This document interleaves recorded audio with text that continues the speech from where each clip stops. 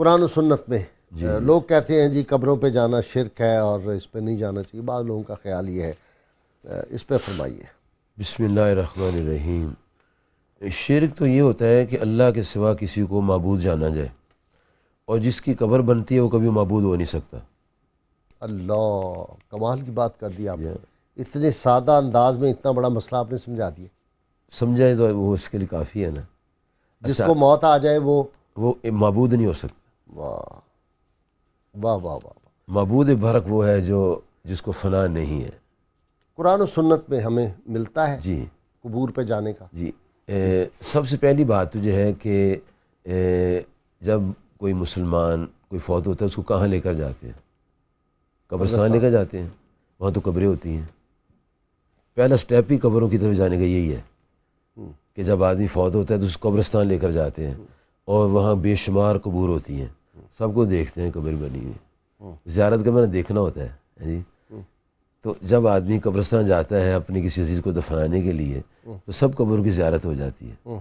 نبی کریم صلی اللہ علیہ وسلم کی حدیث ہے صحیح مسلم شریف میں، آپ نے فرمایا نہیتکم عن زیارت القبور، میں تو منع کیا کرتا تھا قبروں کی زیارت نہ کرا، فزوروہا، اب تم حکم تک زیارت کرا کرو۔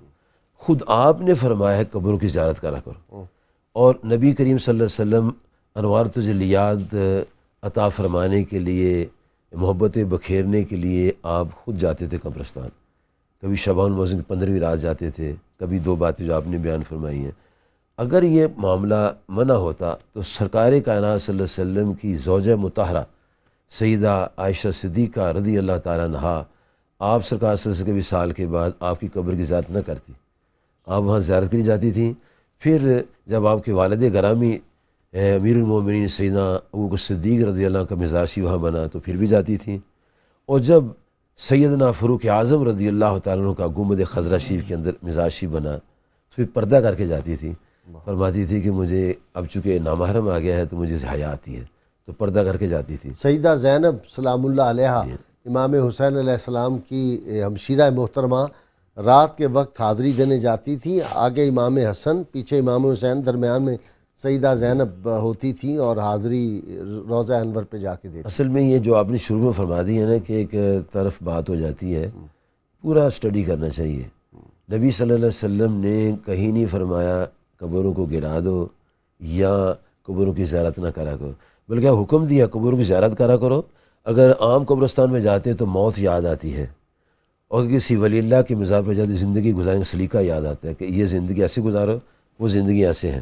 یہ ساری باتیں آقا کریم صلی اللہ علیہ وسلم نے ہمارے لیے بتائی ہیں۔ اگر ہم قبرستان نہیں جائیں گے تو کہاں دفنائیں گے اپنے مردوں کو؟ اور پھر نبی صلی اللہ علیہ وآلہ مبارک وسلم کی ذات پاک احد قبرستان میں گئے، اور وہاں باقاعدہ زیارت کرنے کے بعد اپنے ممبر شریف لگا، جلسہ ہوا وہاں۔